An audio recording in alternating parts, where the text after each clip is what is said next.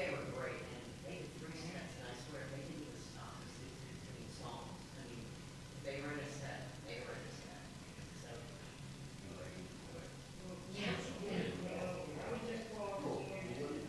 yeah, they were a class at mine, 2.5 hours of pickleball. Some lady, I didn't even know, she goes, it's a long time. She goes, come up here. She must have seen me from Major League Baseball. And we were with a couple other people who might or might not. Anyway, and she must have seen me in the sea. She's coming. I do too, but that's the limit. That's it, that's the part I get. That's supposed to exercise right there, you know. Yeah, I didn't last very long because I was really tired. If you hear them singing again, you know, just all of those are. That's something I'm always up for.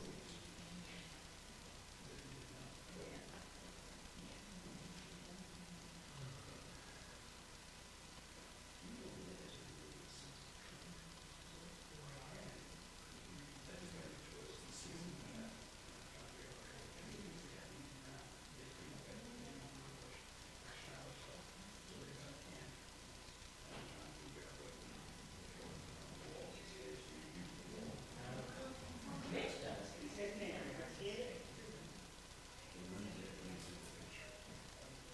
Yeah. Because he was in, we were together all the time. The sea doesn't go after you.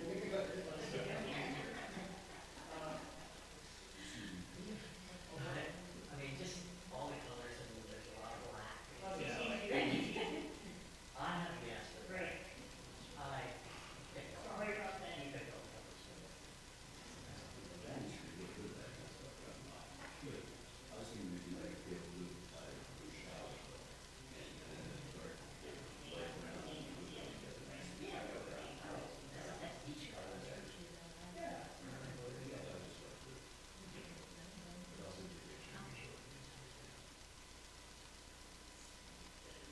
I mean, the other does it, you know. We want to pick out tile. Tile is like little triangles in the tile. And there's mirrors in these little trials in the tile. Well, that's just like a strip that goes around, it's not the whole. The basic was a, beige. But the floor maybe glass or hot glass or something. But it's like, Liz like my landscape. Yeah, this is a mess, yeah. But it was, I mean, it total, we had to move the door that goes into the, we had to move it over because we put in a shower. And they were gonna, he's like, I don't wanna get that. I don't want to get, I am a realtor, you have to have stand up, because the other, my husband doesn't have a stand up. Uniquely, even if he never used it, there's no idea. So they did put in one a little shorter, and like, door. And, he redid the wall where the door had been, and then made the door actually fucking door. Yeah, and then the shelving like right as you go in, and then the vanity, like, if you look in, you can see the vanity, it's got these really cool lights. And then, it's an inside bathroom, so there's no window. So over the tub, they created like a faux window with a light in there, and it's not its own remote, you can change the color, so everyone's like, oh, it's red today. Okay.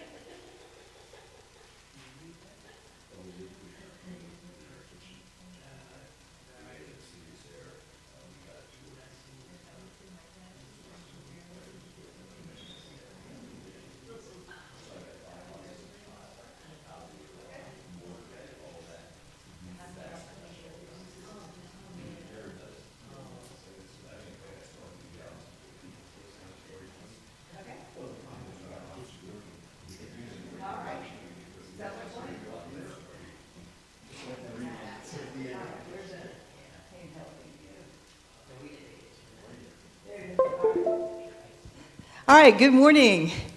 Thank you so much for being patient as we got technology working.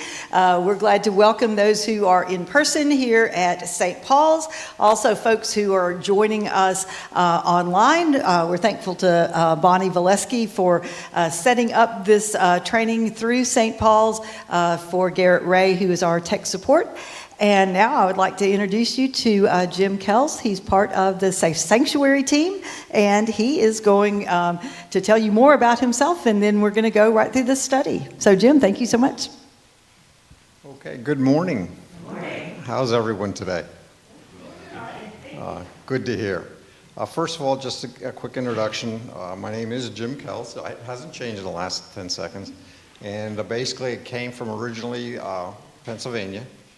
And I had been with the response team and also with the Safe Sanctuary team with the Susquehanna Conference until I moved down here in 2014, at which time I was asked if I would go and get involved with it. So I became a member of the response team up here, or the SAFE team if you want to call it that. It gets a little confusing, but I'll call it response team, and also for the Safe Sanctuaries. And I had been asked as far as to go and continue to give personal presentations and also see about getting it up to where we can reach more people through the electronic deal, because that's what's happening now. I mean, everything. And we have, I don't know if we have 80,000 yet people that are here, but we have quite a few people that are in this conference. And organizing that is a task in and of itself for each church. So we have transformed into one where we're using safe gatherings, and I'll get into that a little bit later. Today, what we're looking at is going over Safe Sanctuaries training. And Pastor Linda, if you want to help, you're more than welcome. Because right now this is an interactive thing. I'm expecting if you have any questions, please let me know. Because I'm learning out of this deal as much as what you are. And every session that I conduct is different. So to get into this now, it originally was called Safe Sanctuaries Training, which started with Joy Thornburg Melton in 1998. And she's an attorney down in Atlanta. She's also an elder down there. And she was asked, based on all that was going on in the other churches, not just Methodist, but more, you all know the Catholic churches, what had been going on there. I'd been asked if we got to go and develop a policy. We got to develop something that our churches throughout the entire country can go and follow, that's going to keep our children safe from sexual misconduct. Well, that evolved and went even farther. Not only is it about sexual misconduct, but just abuse in general, not just children and youth, but also for vulnerable adults. And when you think about it, all of us are vulnerable in one aspect or another. So keep that in mind as we go through this and realize that it's an ongoing process. It was called Safe Sanctuaries, and I'm learning right now about more and more, which it's now called, or getting into what is called safer sanctuaries, which basically means we might have a safe sanctuary, but it can always be safer. There are, unfortunately, there are going to be episodes where abuse can occur. We're not going to be able to stop it, but we can minimize it as best we can with the resources we have.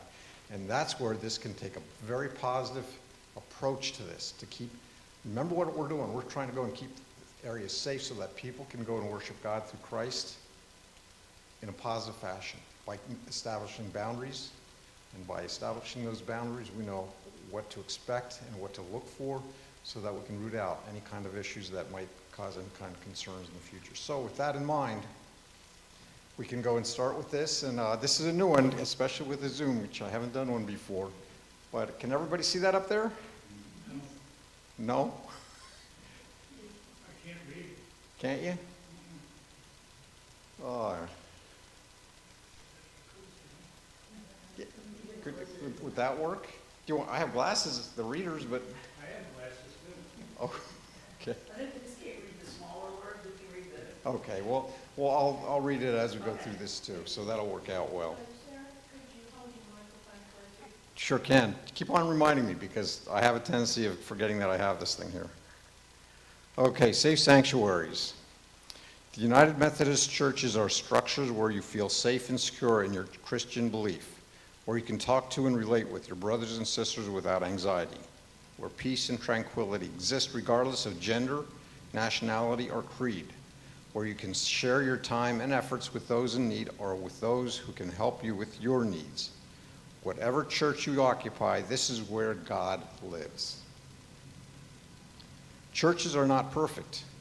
However, it is incumbent for us to make each one a safe sanctuary, and in this case, a safer sanctuary today.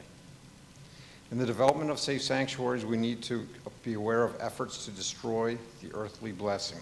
It is through the Safe Sanctuaries ministry that the Pendel Conference has developed a Safe Sanctuaries policy to protect those most vulnerable to Antichrist influences.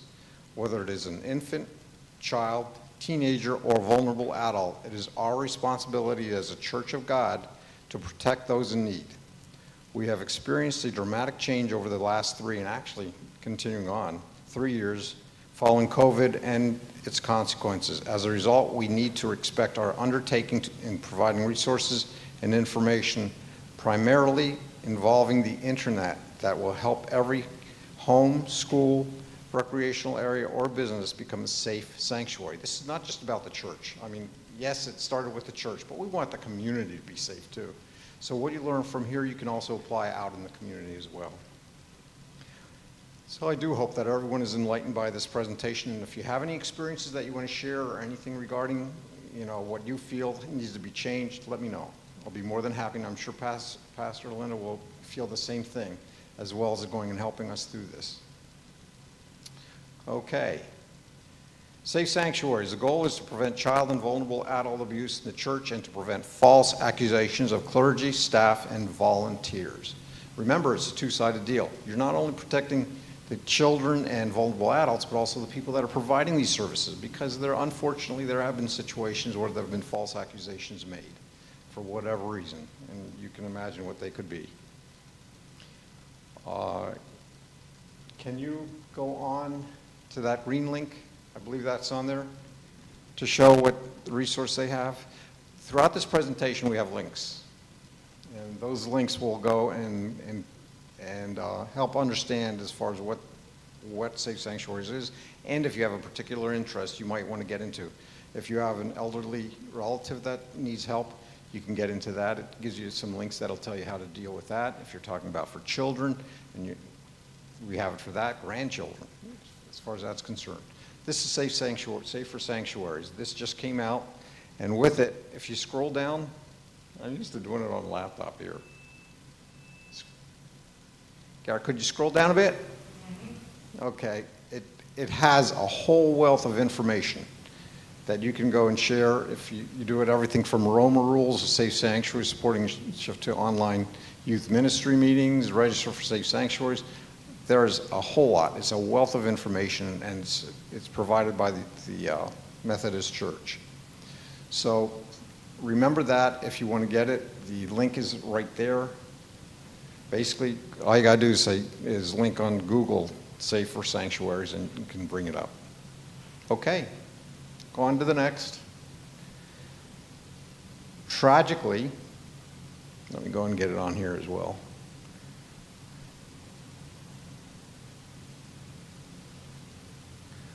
As it says, all people deserve safety along their Christian journey. However, tragically, churches have not always been safe places for children, and also for others, for older people and also vulnerable adults. It's hard to believe, but abuse can occur in any church regardless of size, location, economic, cultural, or racial identity. And that's true. We've had small churches of 15, 20 people, and some that have, we had one response team for a Methodist church in Pennsylvania with, if you remember, Jerry Sandusky. That was a Methodist church, and services had to be provided by the response team from Central PA to help deal with that, because it's something that is all over it in respect that it can happen any place. And there are people who have sexually and physically, oh good, thank you, Garrett, sexually or physically abused children in many churches. We prefer not to think about it, but every church has a survivor. One of the biggest questions that we have today is that, and I'm afraid that's a mentality that has been developed over so many years, you hide it. You don't want to bring it out. You don't, because you're embarrassed or because of something else, but until you can, or you're able to bring it out in a safe way, it's going to stay with you forever, throughout your life, and you need a healing process to go and have that taken care of.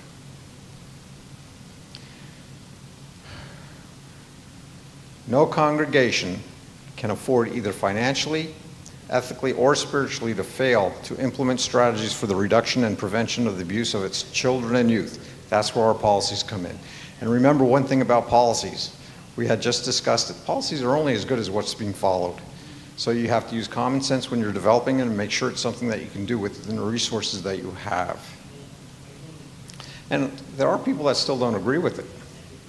Many insurance companies no longer do insure churches who don't have risk reduction strategies. Entitlement mentality in today's society results in lawsuits for allegations, whether they're true or false. The church is considered negligent if an incident should occur and no plan is in place, or they do not follow their approved policy. The church loses members, unity of its membership, reputation, and thousands of dollars. I've had the personal experience where we had a pastor for 17 years, ended up having a situation. It took 5 years for us to go and recover from that incident. That was in 2005. And during that time, we had 5 different ministers to get through that deal. They actually developed a procedure, basically with retired ministers, whereby they are trained just to help churches get out of situations like this and restore their value again as far as their mission. And the biggest problem that we found is the fact that we fell in love with the minister that came in for us. And it was something where we didn't want him to leave. And that was tough. It was tough for the congregation, also for that minister, because you do develop that bond. But we have to remember that he's there for a purpose. He's there for a reason until we can get settled. And it worked out. So just so that you know, the church is working on that. A Safe Sanctuaries policy reinforces our commitment to demonstrate Jesus' love and care of children as affirmed in the baptismal covenant that each child and youth will be nurtured in Christ's holy church. And there's a policy that we have. Pendel Conference is committed to providing a safe and secure environment for all children, youth, and adults who participate in ministries and activities sponsored by local churches and within the Pendel Conference. Therefore, the Pendel Conference and each local church or charge shall adopt a Safe Sanctuaries policy and operating guidelines and forms that are substantially based upon and conform to the materials presented in the document Safe Sanctuaries for Youth, written by Joy Thornburg Melton and published by the Discipline Resources. This policy and operating guidelines will require that all adult clergy, staff, and volunteers working with children and youth be trained in understanding and conformity to those policies and guidelines. One thing you got to remember with that, when you have volunteers, if you have a volunteer that comes in on a 1 or 2 episode deal, that's tough. You can't get that to happen. But as long as somebody's there that's trained or has experience and can still oversee what's going on, then that's fine for that person to be involved.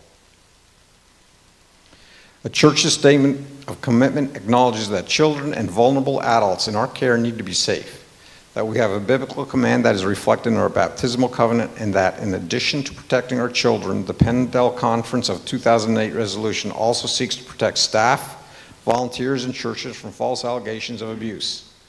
We've had one situation in Colorado whereby they ended up getting sued for $8 million. The church had to close. The conference ended up accepting that paying, but they don't have to. I mean, that's the church's responsibility if they have an issue like that, unless you have policies that your insurance is going to go and cover. Got to remember, every church should have a sexual misconduct clause in their policy. Most churches have 1-3, meaning $1 million for each incident and $3 million for the total, but that's up to you guys as far as the church is concerned. Theological foundation for Safe Sanctuaries implementation. Jesus said, "Whoever welcomes a child welcomes me. If any of you put a stumbling block before one of these little ones, it would be better for you if a great millstone were fastened around your neck and you were drowned in the depth of the sea." Matthew 18:5-6. Can't be said any better than that. I don't want to drown, that's for sure. Social principles of the United Methodist Church. Children must be protected from economic, physical, emotional abuse, sexual exploitation, and sexual abuse. Anybody have any questions yet about anything? Okay, I'll be asking throughout. So, what is child abuse? Actually, what's abuse for anybody, not just children? Anybody have any ideas? How would you describe abuse, period? It can be something simple as just verbal. Yes, it can. Absolutely. That there should not be. Yep. It's an intentional act of often power-driven, somebody with more power than the child would be. And that is specifically for someone that is in ministry and that is say as a pastor, they have a lot of power. You know, it's implied, it's built into the fabric of the church. Well, and teachers and leaders have that. They do too.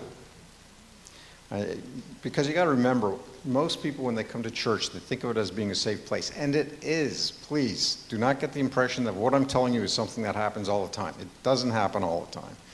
The vast majority of the people that are running churches, the pastors, the administrative people, are fantastic. They're doing it with the right idea, with the right motive. And you have to appreciate them as well. But there's always that one little time that something happens that you have to be aware of. And that's why we're here, to continue to protect our people that are going to church. Here's what they are, basically what it's included. Child abuse includes physical abuse, emotional abuse, which includes, and I think this is something that's really kicking in there, is bullying and cyberbullying. Neglect, sexual abuse, and ritual abuse. Does everybody know what ritual abuse is? Okay, I'll give you an example. Do you remember in the 70s, Jim Jones? That was ritual abuse. That was a and more recently, the one with the LDS-free deal, that was abuse with the pastor who was he was doing some things that were not what you would say were in God's intent. But we have the physical abuse, that's pretty easy. You can tell that. And you should look for it, if you not look for it intentionally, but if you have any signs of it, be aware. Emotional abuse, neglect, sexual abuse, and ritual abuse. Which one do you think has the most, that we have the most of? And I would say it passes by so many people.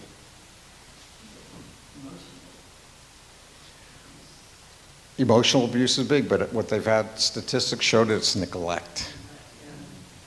You know, you go by and you think that everything is fine, but in reality there's something going on that, you know, we should be aware of and see if we can go and help with that.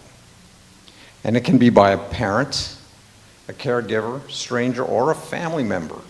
So remember, no one's absolved from this. It does happen from all different areas. Yeah. In our roles at church, and Bible school and whatever, if we suspect somebody being neglected, I mean, they're not going to be neglected while they're at church, but you know, it's happening. What do you do? What do you do? If you suspect that there's neglect going on, you could always talk to your pastor, get advice from them. You can contact the Child Protective Agency as far as issuing that concern that you have and explain exactly what you feel and why. If it's in your gut and you really feel that that's going on, then, you know, odds are it's what's happening. Just like about 90% of you have a little kid that goes and says that they were inappropriately touched. I don't know if you realize this, but things have shown that 90% of the time that actually happened. Because a lot of times people go, oh, what are you talking about? You know, one of those deals. But in actuality, when you think about it, they're telling the truth. So you've got to keep that in mind. Yeah? You know, I used to be a guidance counselor in New Jersey. Uh-huh. And whenever we suspected something or a student committed himself before, we were required by law to call ICE, the Division of Youth and Family Services. And while that may pursue hard feelings, it also gave us a shield. You know, fortunately, I mean, we wonder why we should pass such a law. But the nice thing is, hey, I don't have any choice. We reported it. Not only that, I'm glad you brought that up, because one thing that I'm trying to change, and I think we all have to, is that we work from strength, not fear. And that strength is the fact that you're going to go and live up to the commitments that you have to Christ and to God, and to that child, and to your community. And whether it might be a friend that you're finding that's doing something, but you have an obligation. And in this state, everybody's mandated a reporter. There are some states that they're not. It depends on the profession that you're in, but here it is. And I strongly recommend that it should be that way everywhere. So it's a good point. And I would report it to the Child Protective Agency or to the pastor as well, who can also give you guidance on what to do, because it might be something else and not neglect. So you got to be careful with that, but still, it's good that you're going and keeping your eyes forward. Yeah.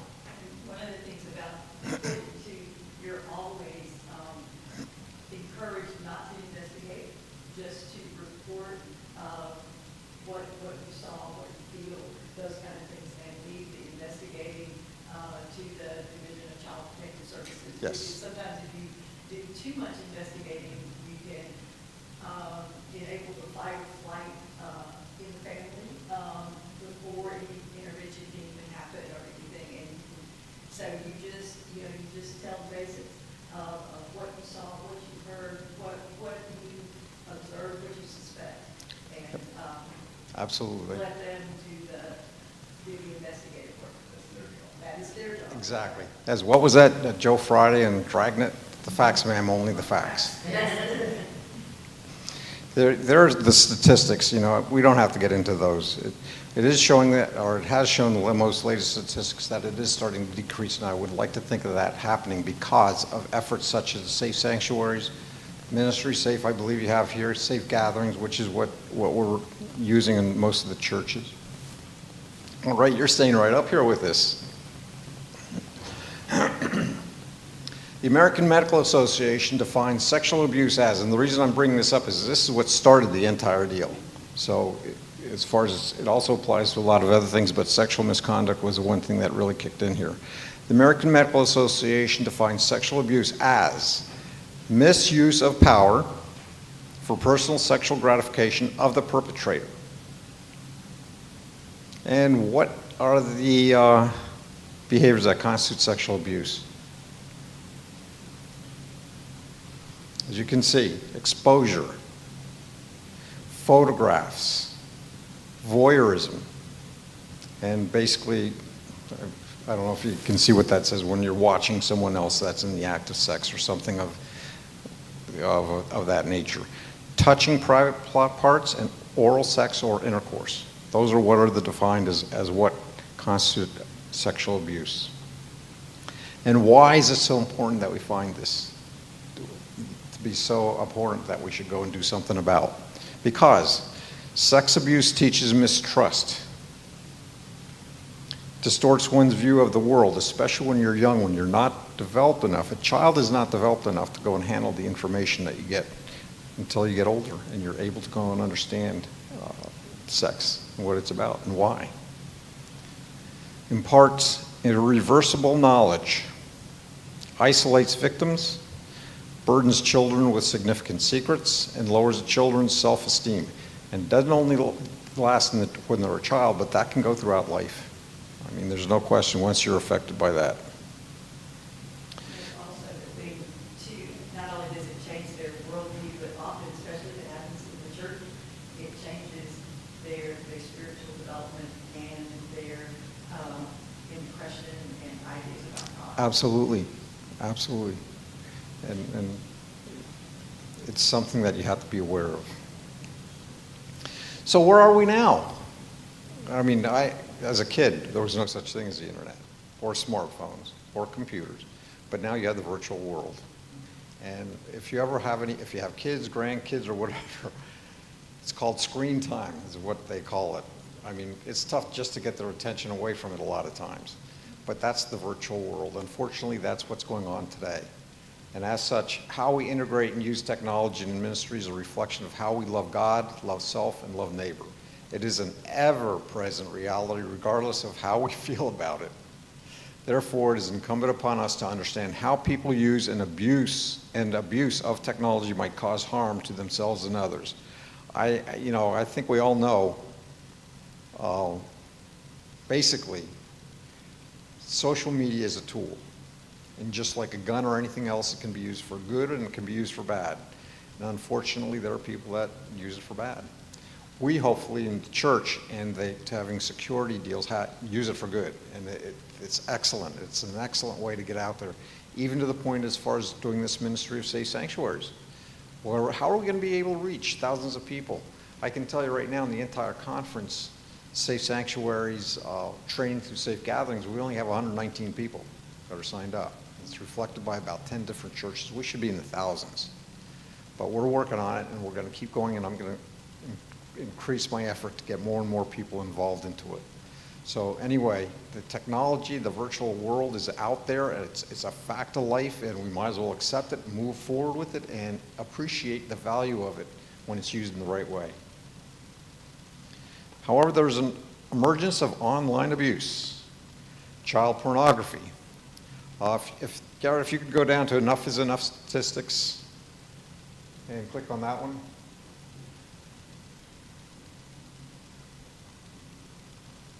Not that one. It would be emergence of online abuse. It's in yellow. Enough is Enough statistics. And this is a resource that has a lot of information for you. Pastor Linda, have you ever been on this one before? Okay, so you know Enough is Enough is a really good resource. There you go. It gives you a lot of information regarding online, how to safety, what to look out for, and they keep it up to date too, which is really excellent. And as such, this is just another avenue. If you find yourself in a need of knowing how to deal with something with a child or a vulnerable adult, I mean, it's not just children either. This would be a place that you can go and get some good, reliable information. Okay, the other one is internet safety. This is a little bit more dated. However, it's pretty cool. I mean, they have actual videos that you can get into that will go and show you as far as how to keep a computer in a public area of your home. That's good luck when you think about it. But they also have testimonies coming from kids and where they find. So you can go and use that Internet Safety 101, which introduces you to it and the proper protocols and procedures that you work with kids.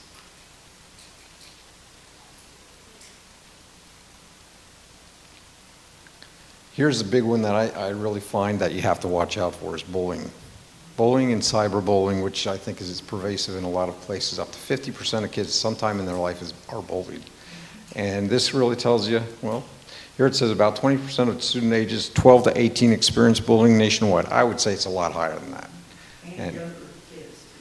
Yes, and when you think about it, your developing brain, when you're a little kid and you're bullied, what do you think that does to your self-confidence? Absolutely. Absolutely. And that's something that stays with you a long time, and it's like an ounce of prevention in one of those deals. And it's very important that if you can find a bully, you stand up to it right then and there and show that it's not going to be tolerated. Bullying in schools. And this is dated information from 2019. Any kind of information we get is usually later because they got to verify the information, and that takes time. Sometimes it takes a year, 2 years to get that. And I'm sure we can get even more up-to-date information. I don't know if Pastor Linda, if you've had anything else updated on this stuff, please feel free. Now, this is pretty close to what we have access to, but it goes on. I mean, everywhere the kids are gathered, you know, on the school bus, in schools, at scouts, in the church, online, Yeah. all of those kinds of things. So just be aware of that. And, as far as nationwide, 19% of kids between 9th and 12th grade report being bullied in school property in 12 months prior to the survey. And the following percentage of students aged 12 to 18 had experienced bullying in various places of school, as you just noted. Cyberbullying, that's another one. That's even bigger, I think. It's huge. And you can see, all you got to do is listen to the news and you can hear about some very tragic outcomes that are coming from that kind of behavior. And if you ever find some kid doing that, please address it and tell them, knock it off. You're not hurting anybody but yourself and the person that you're trying to hurt. They're hurting themselves when they do that too. Now, Especially people who appear for whatever reason to be different. yeah. That really is kind of. Yes, good point, very good point. Yeah, and we are to be accepting of everyone. You know, we are not a church of one gender or dominance or whatever you want to call it. We are the church for everybody, and that's the point. And we want to make sure that it's a safe place that everyone can worship God and through Christ. Another one that just came up in the last couple of years is elder abuse. What do you think is elder abuse? Same thing as what we had before. taking advantage of older people who, for whatever reason, Yeah, it is. make full sense of what's going on even. And what is probably the biggest concern with them is neglect, what we have. And also, one thing is also financial exploitation too. And there is also a link there. At the bottom, you can see that we have a link, and that will also give you a direction as far as where to get information regarding elder abuse so that you can use it. Again, each one of these links is there. I'm giving it to you because you may not find one of those links you may find is not helpful at all, but another one could, depending on your specific situation. So please keep that in mind when I'm showing you this information. Right, and there's a lot of electronic online stuff that happens with elder abuse, just like it happens with younger people. Yeah. Of folks, just scamming and trying to build relationships that are not legitimate. Yeah. Online. It's probably not used quite as much as it is with kids, but it is used. It's amazing how that number is really going up of folks who get taken advantage. Because Especially, yeah. they want a connection, a relationship or something, and. Especially financially. And I mean, Jim, want you to repeat the question as they're coming across, or repeat the first thing, they try to hear the individual. oh, so would you like us to repeat something that we just went through? I think just from here on out, they just can't hear what they're. Okay, gotcha. Okay, basic procedures for safe ministry. Appropriate interpersonal boundaries are to be maintained between adults and children and youth. Adults must role model respectful and nurturing behaviors that do not interfere with another's privacy, including appropriate dress, language, and demonstration of affection. And this is one of the reasons, that we have the 2-adult rule, plus the fact that you're not related to one another. It's for the safety not only of the kids, but also the people that are performing the activity. The 2-adult rule: no fewer than 2 adults unrelated by blood or marriage will be present at all times during any church-sponsored program, class, or event. Let me go and try and get a little bit variety of this, so to speak. When you have Sunday school class, you only have one teacher.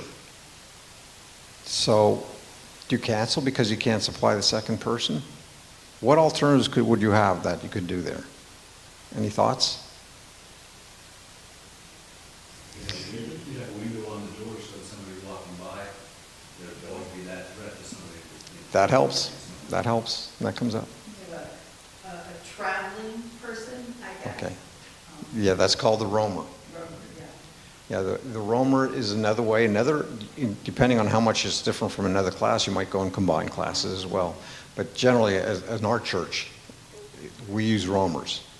And a roamer is somebody that's trained and screened through the safe gatherings, or has met all the criteria for safe sanctuaries. And they go and randomly, not at any specific time, but they go to each of those activities or each one of those classes. Now, the thing that I want to emphasize about that, you don't go in and just look around and make sure that everything is okay. I mean, yes, you do, but you do that in the back of your mind. But you're there to support them as well. Support the teachers, support the kids, get to know the kids, because then you're going to be welcomed when you come back to that. I can't tell you how many times I've gone into these classes, and the kids are saying, "Hi, how are you?" And they're very nice. It's great. You become actually a part of the class to a certain degree, anyway. But it's something that you want to do, and that's the roamer, and that you do as a last resort if you don't have the 2 people that are going and conducting the service. And I left some documentation here for you as well. And it's in that first slide that had Save for Sanctuaries deal. So, the 5 years older rule. Adult volunteers should be at least 5 years older than the youth they lead. Why? Why do you think? Any thoughts? When you have somebody that's close to your age, there's a very strong chance that they're going to join you. Right. Who And came up with the 5 years? pardon? Who came up with the 5 years? What does 5 years mean? Well, you get to the age of 18, and up until that time, that's where the majority of the development of your brain takes place. After that, and that's why you're considered an adult.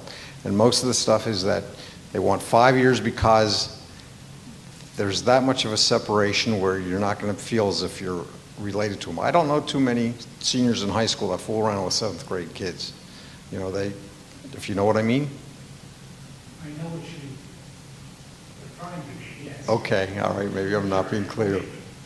But do you have anything that you want to add to that? Well, and especially with teenagers, there's less of a chance that there would be romantic involvement if there's that 5-year differential as well. Whereas if it was closer, you might think, oh, yeah, if I'm 19, I could date a 16-year-old or something like that. And so having that 5 years just puts that boundary of experience and puts you far enough away from that group, especially if you're going back to your home church, that you are viewed as a leader rather than, oh, I remember when you were in youth group kind of thing. And that brings out something that's really important. When you have an assistant, when you have a young teenage person that's going and helping you in the class, that's an excellent opportunity for you to mentor them to become and take over that leadership role in the future years. So, I mean, that is an excellent way to get someone involved. Youth under 18 shall not serve in an adult capacity, but youth helpers under 18 may assist with Sunday school classes, Bible school, nursery, etc., under the direction of the 2 adult leaders. That basically is what we're talking about right now. And here we go as far as what you had brought up about as far as the windows. All classroom doors should have windows because they remove the opportunity for secrecy and isolation, thereby providing safety for both the students and the teachers. What if you have a door that doesn't have a window? Absolutely. Hey, you're right on. Leave it open. 6-month membership rule. Volunteers new to the congregation will participate in the church life for 6 months prior to working in ministry with children and youth. Now, can you think of any kind of an exception that you might have with that? I'll give you one. You have somebody that is coming from another church, Methodist church. They have a 6-year-old who will not go to their class unless their parent goes with, because they had been involved with that. What you can do is you can go to your minister. That minister can contact the minister of the previous church that they've been at, and if they say that person has been fantastic, okay, then I would say do it. Of course, you want them to have the safe sanctuary training. Hopefully, they had that before they came there, but that's an exception that you can get as far as the 6-month rule for it. Bathroom procedures. Excuse me. Children under 5 should be escorted to the bathroom by an adult, preferably their parent. And if not their parent, I'd say somebody of the same gender. Older children and youth should practice the buddy system. Open door counseling is required for youth. Other people must be present in the vicinity, and counseling needs of any youth or youth's family should be reported to the pastor. And here in this, Pastor Lynn, I'd like to get your input in this too. Counseling should be limited to 2 or 3 sessions, after which a referral to a counselor with expertise in the subject should be made. A pastor is a very knowledgeable person and is fantastic in their job, but they don't know everything. And if they run into something, they can discern whether it needs someone that has an expertise in an area that had been revealed to them that they need healing or they need something to be addressed. So, I mean, if you run into a situation, do you find that to be the case? You might do it after 1 session. 3 sessions usually is the max. Yeah.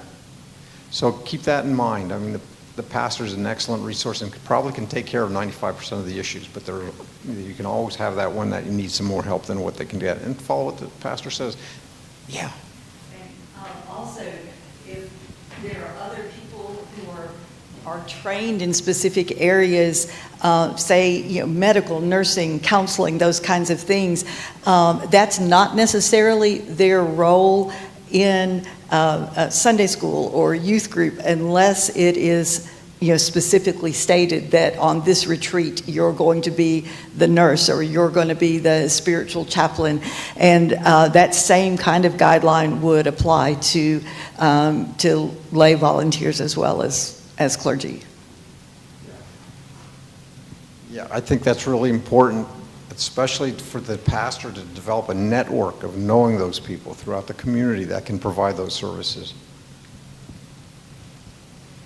So if you are going to have a youth event, what do? Parents must have advance notice of youth events before events. Parents must give written permission for their child to participate and notify if a worker will be alone with the child, such as the last leg of a transportation route.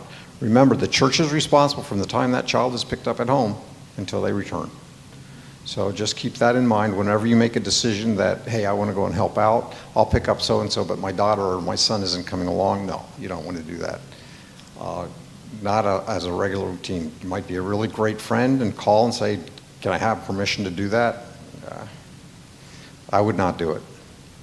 Appropriate equipment and supervision includes ensuring vehicles are functioning properly, are properly insured, and mature adults with safe driving records are the drivers.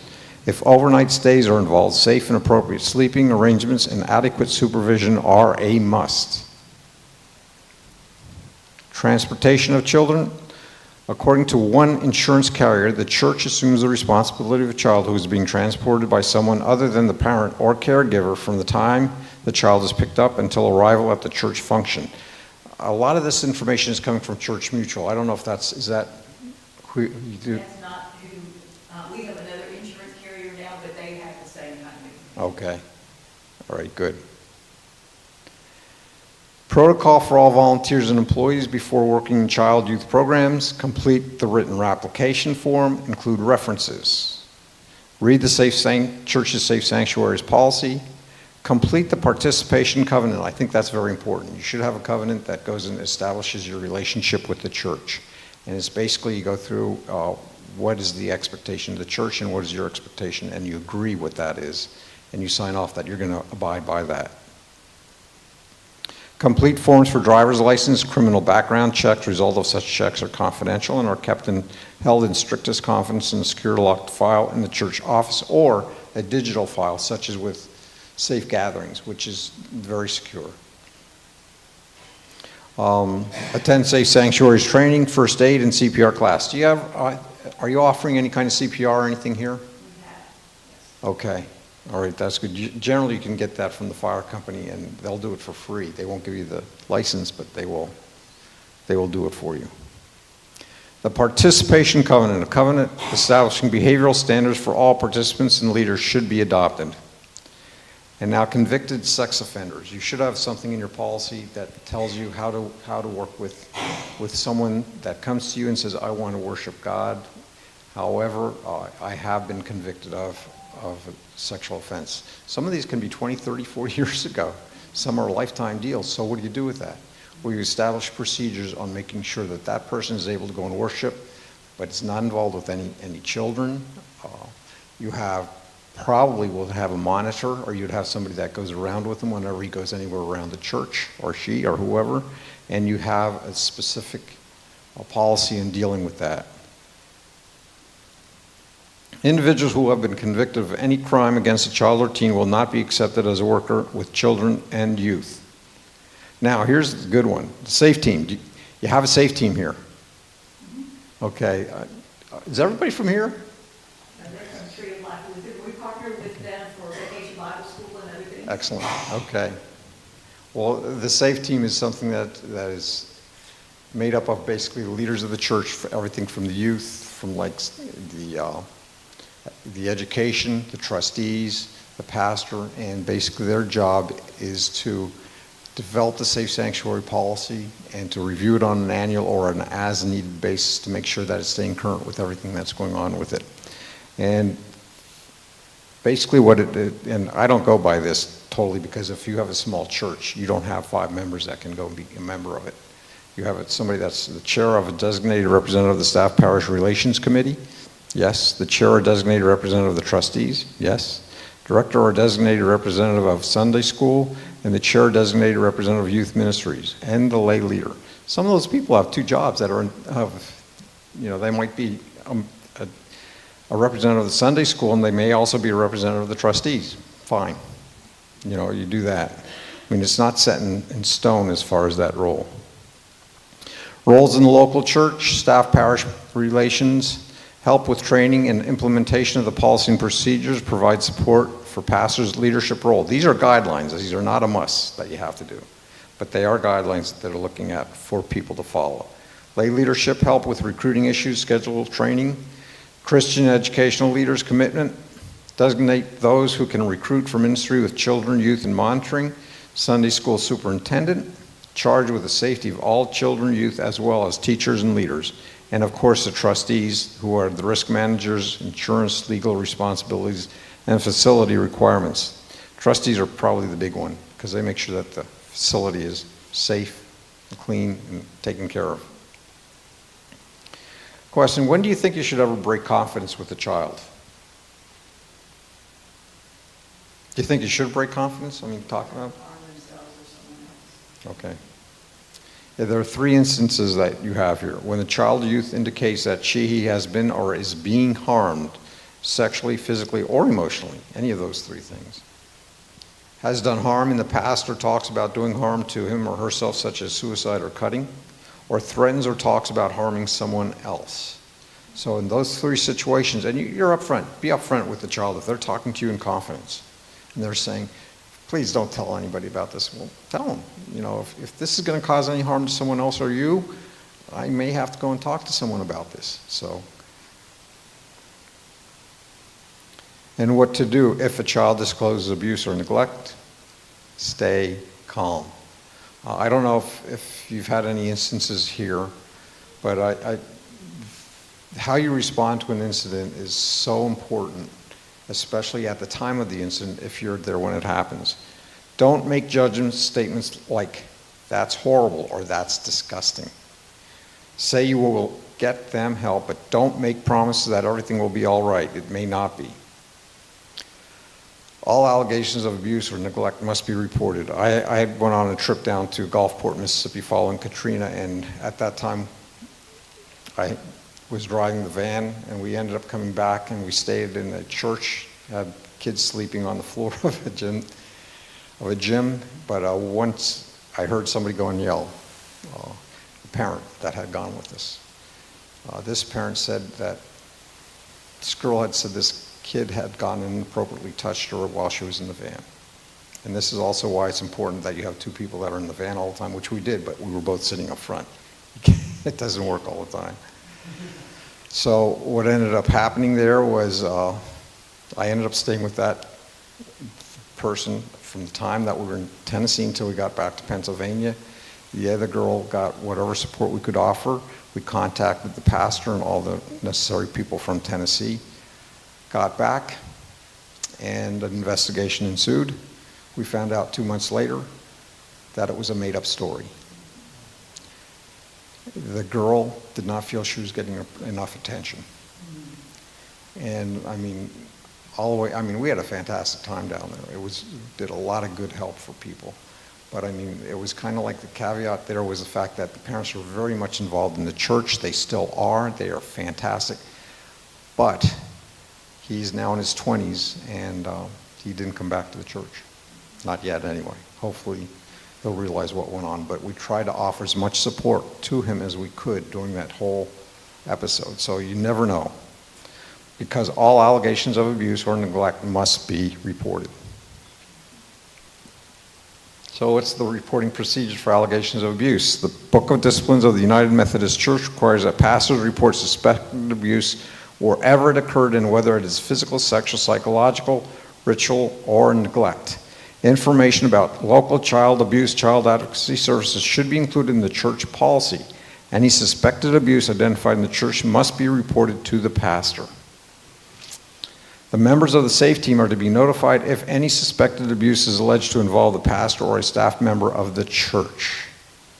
And those are non-negotiables when it comes down to it.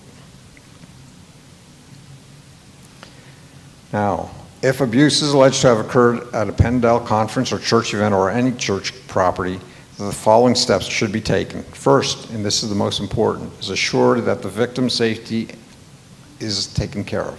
And in most circumstances, notify the parents unless the parents are involved. Then you have to be careful. And remember, you also, the alleged abuser, with dignity, but remove him or her from further involvement with youth. That's very important. And the first thing is you want to maintain safety. Whatever it is, you want to make sure that everybody is safe. And report immediately the alleged abuse to the local child abuse service or local police, or both, depending. Notify the district superintendent, and this comes basically from the pastor. If the pastor's not there, the SAFE team, one of the members of the SAFE team should be the ones that do that as well. The church's attorney and the church's insurance agent. And under no circumstances do you speak to the media, because whether you like it or not, people spin stuff. And just like if you get into a circle and you have 10 people, you start with a story one way, by the time it gets to that 10th person, it's going to be, it can be a lot different. So you got to be careful because, again, facts, man, only the facts. And you don't have all the facts. Reporting procedures: keep a very clear and detailed written record of the steps taken by the church in response to allegations of abuse, including written statements of the allegation and how it came to light. If you're the person that have been with that or noticed it or whatever, write it down as soon as you get the opportunity, because the farther away from that event, it becomes harder to make sure that you get everything straight. So I can only impress that at the first opportunity you have, write down what happened, what, when, where, and if you have any idea why, except that sometimes is subjective, write that down, because you're going to be presenting that. The pastor or district superintendent will handle notification of the congregation as appropriate, and be prepared to cooperate fully with the investigation. This is where we talked about where the response team comes in. The bishop, when they run into a situation of abuse, she has the option of calling in a member or a group of people from the response team to deal with not only the victim, but also the perpetrator, also the congregation, and also anyone else that could be affected by it, including family members as well. So remember, the resources are being provided by the church and they are available. You just have to make sure that the right people get that information so that those services can be provided. If a child or youth discloses abuse or neglect that is alleged to have occurred off of church property by a person who is not a representative of the church, such as a family member, acquaintance, or caregiver, check vulnerable adults. Do not notify the parents or caregiver. Immediately report the allegation to your pastor or a member of your SAFE team. And in Delaware, immediately call, and there's the number for Delaware, 1-800-292-9582 at any time. We're not in Maryland, are we? Okay, I want to see if you're awake, that's all. If possible, obtain the child's name, address, whereabouts. If you don't have all the information, call anyway. And the question is my report to Child Protective Services confidential? Yes, it is. Just remember, there's one caveat to that. Could I be sued? No. State law gives immunity to any individual who reports in good faith suspected abuse or neglect. And here they are as far as reporting procedures for Delaware: mandatory reporting of child abuse and neglect in Delaware. Can you get the yellow right below that? That one, yep. Delaware Gov, they do have a regulation, division of regulations, and for reporting, mandatory reporting. So you can use that as a stepping off point as far as how you go and respond to an abuse situation that's reported to you.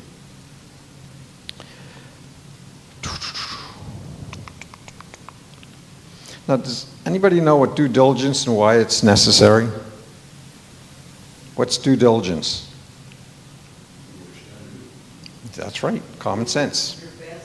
Your best efforts in rectifying the situation is what you can do. Because if a child is abused in the church, his or her faith and relationship with God is forever altered, as demonstrated by that one instance. The reputation of an innocent person is damaged along with the church's when a false allegation is made. So it's very important that you do your due diligence when you're doing that. But remember, you're not doing the actual investigation if there's a situation. So that's why it's best, don't say anything. Let the people that are trained in this, that have the legal obligation to follow up on it, take care of the issue. Accountability. Each church is responsible for preparing and implementing its safe sanctuaries policy and for safe sanctuaries training. Have your liability insurance company review your completed safe sanctuaries policy. I don't know if, do you send it to your insurance? We haven't, but they asked if we have one, so we will send it to them. So I know. I've gone to places where they've had 2-3 pages and that's it, nothing. I mean, it is a safe sanctuary, but they don't send it out. And I can tell you right now, the insurance company is not going to go in and say that's everything that you need in it. Have your liability insurance company review your completed safe sanctuaries policy, covenant, and background check procedures. Make sure your insurance company carries liability insurance that includes sexual abuse coverage, as we had discussed before. Compliance. Each church has a safe sanctuaries assessment and statement of compliance developed by the care team. And basically what that is that it has 20 different categories that shows that you are meeting the safe sanctuary policy. And you get that every year. And you have to submit that with your report to the district charge conference. So it's something that's done, and you may not go and complete everything that's on that list, but at least give where you are and how long it's going to take to complete that portion of it. You guys wouldn't have this, so you wouldn't have to be concerned with that. Ongoing educational plan for congregation leaders. The Safe Sanctuaries team will encourage members and those working with the church's children and youth to attend Safe Sanctuaries training events whenever you can. Excuse me. And how do people know about it? How do people know about Safe Sanctuary? How did you guys know that about this training? A Bolton here. Okay. Well, and since we're partnering with Tree of Life for Vacation Bible School, Bonnie sent the training to them and said, you need to have, proof of training either with us or through what the Lutheran Church provides, so that we can have that partnership. Okay. All right. Does Lutheran Church, do they have something of the Safe Sanctuary? Okay. Okay. I'm sorry. I thought the two of you. Okay, I was wondering if the Lutheran Church had the same thing that we're doing from here. Okay, well, what you can do is you can announce safe sanctuaries from the pulpit, in the brochure, in bulletins, in newsletters. And this has got to be updated because now it's not just the safe sanctuaries, which she had 3 versions of it, all the way up till 2010, I believe it was. But now, we've been waiting for 2-3 years for this to come out, at least. And now we can see it's moving on to the new generation of safe sanctuaries. Please remember, this is still part of Safe Sanctuaries. It's not a different organization. It's still something that is coordinated by Joy Thornburg Melton. And actually, 3 of the chapters that are in here are from our previous bishop that we've had down here, Bishop Peggy Johnson.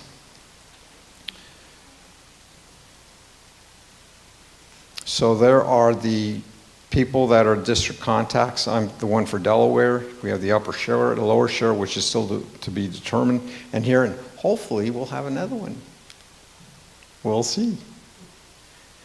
Now, the other thing is safe gatherings. Safe gatherings is not just for Methodist churches. You guys, depending if you're coming from a different church, you might decide that you want to do it too, Lutheran or whatever.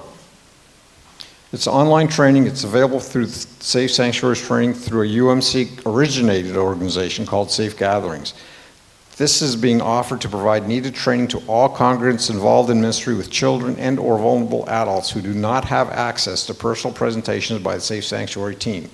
The following attributes of the training are below, and this has to be updated too because I increased it from $37 to $39 per registrant. The thing that's really good about Safe Gatherings is it's an all-inclusive package. It includes not only the presentation, which you can take at home, and it has a criteria as far as graduating, but it's no big deal. You can do it. And with that, it also does background checks, and it also goes and gets you as far as references are concerned too. Until you go and get all that taken care of, they're not going to go and approve you for Safe Sanctuaries training. So once you get that, you would be considered screened. This presentation right now is fine for one part of it, but you still need to go and get your background check and also references no matter where you're coming from.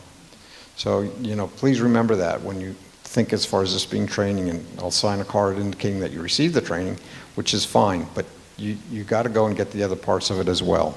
Yeah?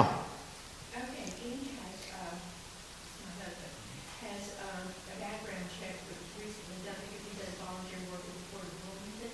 Uh-huh. Now, how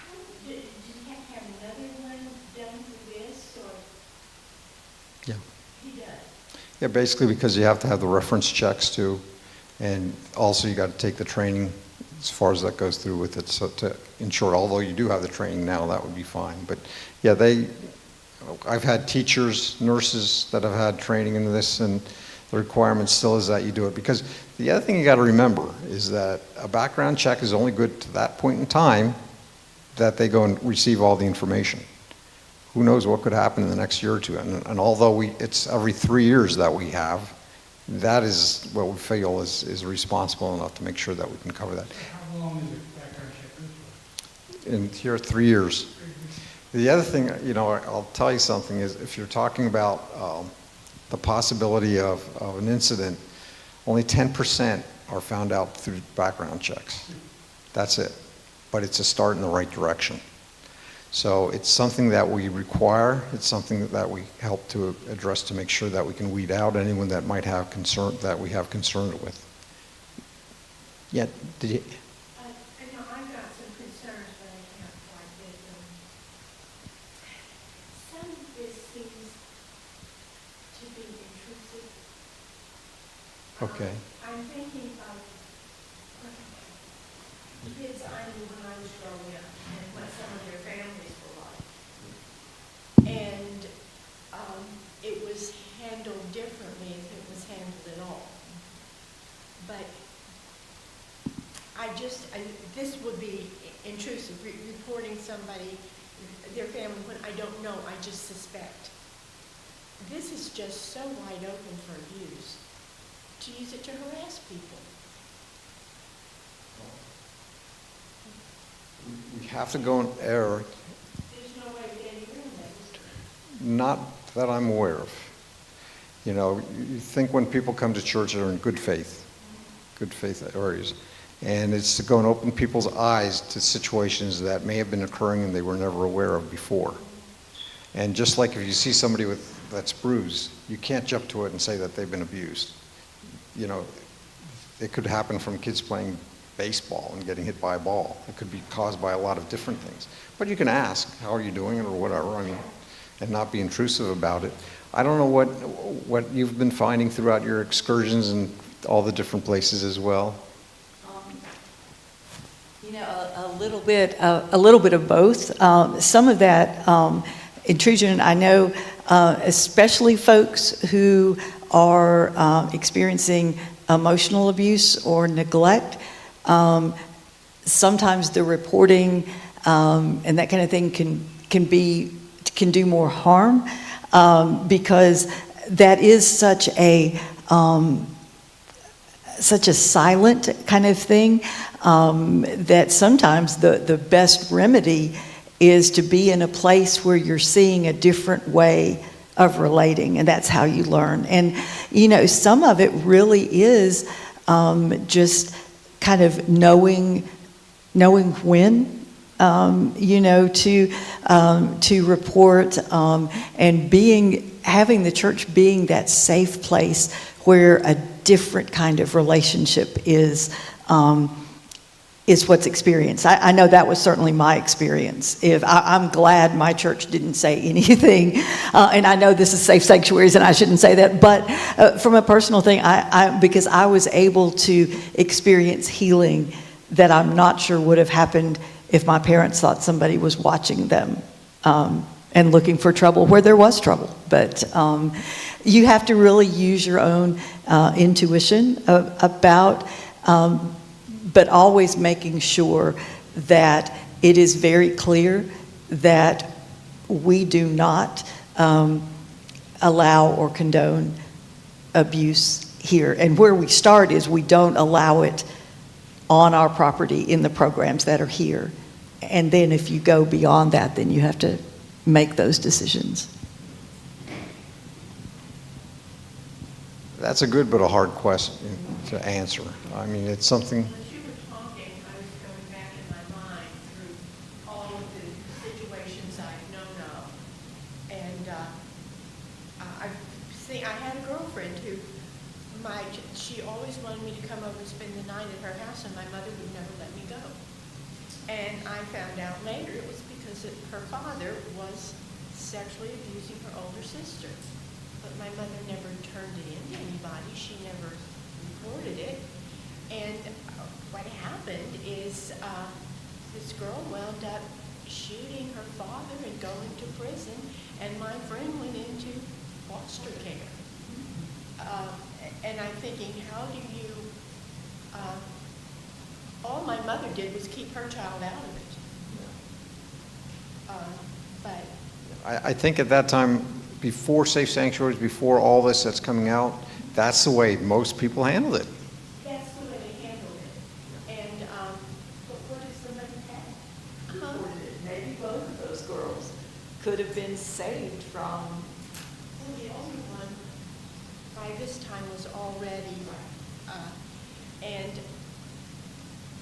it was just tragic. It was tragic all the way around. But I don't know. I think that's why, and even with the older daughter, now, just think what she's carrying around with her. I mean, she's carrying it around, and I keep thinking that. I think she's still alive, right? Okay, This was really a tragedy. yeah. And my little friend, I lost track of, well, I didn't lose track of her. Our friendship drifted apart because my mother was so adamant. Well, my mother was just, just kept her there. She was intrusive with that whole thing.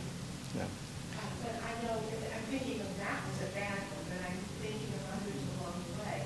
This is not, these are not isolated situations. I know that. No, they're not. They are eternal. They have happened since the beginning of time. And my concern is handling it in such a way that it doesn't make the situation worse. We're all concerned, and the main deal that we're looking at here is healing. And that healing can require a lot of effort on our part of being very discerning how to do it. Sometimes they're just not. Yeah? You can talk about this, it doesn't go anywhere. I know in a former church where I was, it took a long time of building a relationship with a family so that the teenage daughter and the younger siblings felt comfortable, and we were able, to pick them up safely with more than one adult, have them come to church. They always needed food. I mean, we always had to go through the McDonald's drive-through or different things because there was a need there. And you kind of suspected that stuff was going on, but it wasn't until after, we had spent some time, invested, built a relationship, that we were then able to contact Child Protective Services and get finally the kids, placed with a relative. But it took several years for that to happen in a way that was the least destructive, I guess. And as you said, it may have taken a few years, but you're talking about a lifetime.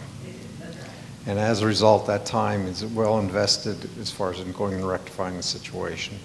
And as far as safe sanctuaries is concerned, we're here to be a strength, not to be afraid, but to have the strength to report. Because a lot of people they're afraid to report. And you got to go and build up that courage and report. You'll feel a lot better later on. Yeah. I'm sure today she would report it. Oh. That's the thing. But, she knew, but there are other situations where you look at it and think, well, something's not quite right in that family, but I know what it is. Right. And one of the county workers told a safe sanctuary training gathering one time, they said, our work is kind of like putting together a jigsaw puzzle. And we can't fully see or fully proceed until we have most of the jigsaw puzzle completed. And they said, sometimes what happens is your really small, not a whole lot of information report can be that piece that finally makes the picture go to them go, oh, okay, this is what we do now, because reports may have come from, swim team and school and, community center and neighbors and all of those kinds of things. And so it's not like, we're the only one or we're the one that's going to get held responsible, but they said, our work really is like putting together a jigsaw puzzle. And without all the pieces, there's a limit to what we can do. Sometimes it really, abusive families, children will go to great lengths to protect their parents. I had friends that I knew, as a little kid, they were trying to protect their parents. And one of them in school one day told me, she said, we missed the bus this morning, and the neighbor had to bring us to school because a mother had thrown them out of the house. They were having a fight, and mother kicked them out of the house, and then they saw the social worker coming. And so all the kids ran back in the house to put together a we're okay scenario. It's not always what it seems. And unfortunately, that happens, and I'm not sure that we can address all of those situations. And that bond is so tight, of a relationship. That's where my concern comes in about being intrusive. If we're just dealing with what happens in church and you've got a weird person who you think is out of the thing, shouldn't be around children, we can address that. But when you see a kid that you know something's going on that's not going on in church and you don't know, it's just hard. Sometimes it gets to a point where you absolutely have to contact Child Protective Services. And unfortunately, there are times that unless you have that proof or something that can go and validate what you're saying, it's hard to do. But we're starting with the church. And it's something I worked with developmentally disabled in institutions for 36 years. And I can remember in the 60s where the intent was if you had somebody that was disabled, that time we called them mentally retarded, you put them away into a facility and you forget about them.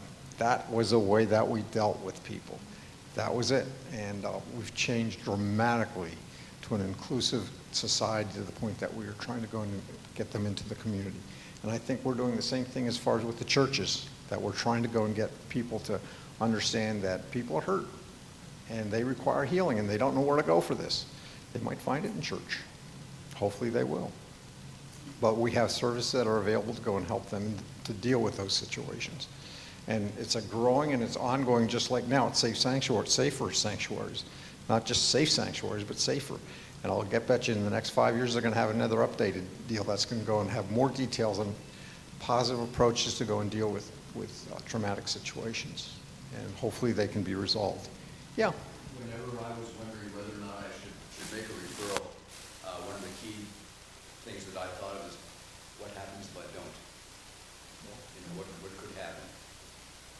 Good point. And I'll tell you, initially, if you don't say something, you might say, well, okay, he's a friend or whatever, if that's the case. I don't know if that is or not, but then when you actually go and you make the move, you feel really, oh my God, I just hurt somebody, whatever. But you did what was right. And in the long term, you're going to realize, and you're going to be thankful that you made that decision. Yeah, I never regret any of my referrals. Excellent. That's great. That really is. Do we have any other questions about this that it can help you with? Or we can help you with, or anyone can help, we can help each other with. That's the whole idea of the safe sanctuaries. Okay, in closing this, what we have here, questions or comments, we're going through that, and online resources. In that packet, it has a number of online resources that you can go and get. So what we had shown throughout the presentation. Okay, now I have a closing prayer, but I think Pastor Linda, do you want to go and pray us out? I love to put people on. So do you want me to use that one or just off the cuff? That's fine. You can, Okay. I think that would. All right, let's pray together, those of us who are gathered here, those who are online. Most gracious and loving God, we give you thanks for the life that you have breathed into each of your creation. We give you thanks for the value of life. And we ask now that you help us in the church communities that we represent, in the programs that we offer, especially for children and for youth and for vulnerable adults, that you help us to see each participant, each leader, each volunteer as your child, worthy of care, worthy of protection, worthy of safety, worthy of your love and our love that comes through us because of you. We ask that you allow us to go from this place today built up by what we have learned, what we remember. Comfort those for whom this was a triggering or a troubling kind of gathering. And we ask that you just be with us in the way that only you can be as we join together to offer ministry to people in this community. We ask this in your Son, Jesus' name. Amen. Thank you for coming.